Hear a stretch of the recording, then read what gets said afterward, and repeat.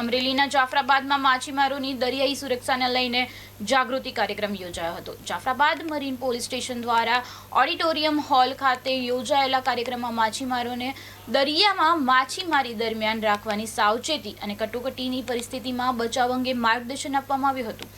માછીમારોને દરિયામાં લાઈફ જેકેટનો ફરજિયાત ઉપયોગ કરવા તેમજ જરૂરી સુરક્ષા સાધનો સાથે રાખવા સૂચના આપવામાં આવી હતી।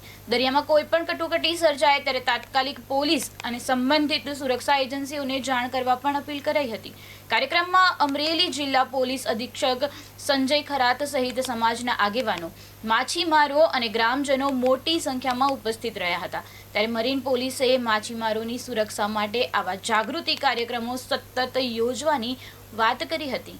દરિયા દેવની આપણા જિલ્લા પોલીસ વડા સંજય ખરાત સાહેબે સરસ મજાની આપણને વાતો કરી કે આપણે દરિયા ખેડૂ કોસ્ટગાર્ડ શબ્દ ભલે આર્મીનો શબ્દ હશે પણ ખરેખર મને એવું લાગે આપણે કોસ્ટલના ગાર્ડ છીએ। માછીમારો છે એ કોસ્ટલના ગાર્ડ છે। આપણે કઈ દરેક જગ્યાએ કોઈ પોલીસ કે દરેક જગ્યાએ કોસ્ટગાર્ડ નથી પહોંચી શકવાની, પરંતુ માછીમાર એવો છે કે એ દરિયાનો જો ખરેખર સાક્ષીદાર કે સુરક્ષાને કોઈ યોગ્ય હોય તો એ માછીમાર છે। કોઈ પણ પેલી માહિતી મળતી હોય તો માછીમારને મળે। દરિયાની અંદર કોઈ ઇલીગલ પ્રવૃત્તિ થતી હોય, દરિયાની અંદર કોઈ એવો માણસ જોવા મળે કોઈ બોટની અંદર, તો એ માછીમાર ઓળખે કે અમારા જાફરાબાદ વિસ્તારનો કે અમારા ગુજરાતના માછીમાર નથી, કે આ બોટ અમારા વિસ્તારની નથી। એટલે એ જો મરીન પોલીસને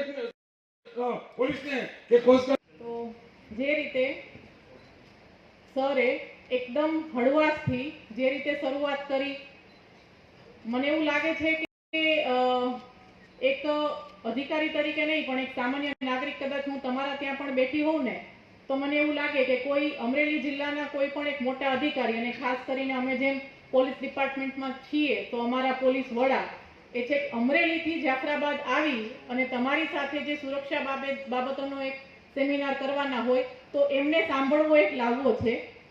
સર ખૂબ જ સારા વક્તા છે। સરે ખૂબ જ હળવાશથી જેટલા પણ જે અહીંયા આજે સૌથી પહેલો એક એવો મેસેજ આપણને આપ્યો કે તમે લોકોનું જે ઇમ્પોર્ટન્સ છે કે તમે લોકો તમારા જીવના જોખમે જે દરિયાઈ જે ખેડૂ કહેવાય બરાબર ફિશિંગ માટે જાઓ છો તો તે બાબતે તમારે શું શું તકેદારી રાખવી, લાઈફ જેકેટની વાત કરી, કનૈયાલાલે સેટેલાઇટ ફોનની વાત કરી। પોલીસ અને સાથે સાથે ગુજરાત સરકારશ્રીના જે પણ અન્ય વિભાગ છે એ સતત કાર્યરત છે, પરંતુ અમુક વખતે આ નિસર્ગ છે અને નિસર્ગમાં સામે આપણે માનવી બહુ નાના પડે છે।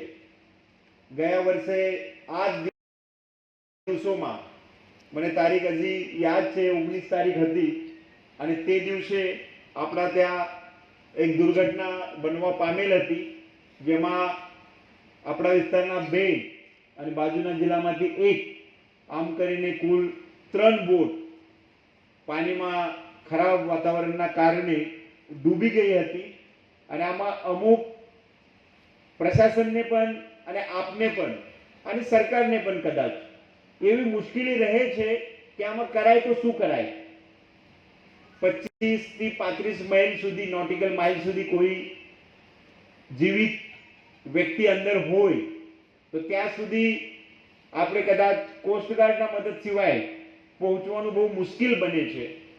અને એમાં આપણે કેવી રીતે તાકેદારી રાખવી એ બહુ અગત્યની બને છે।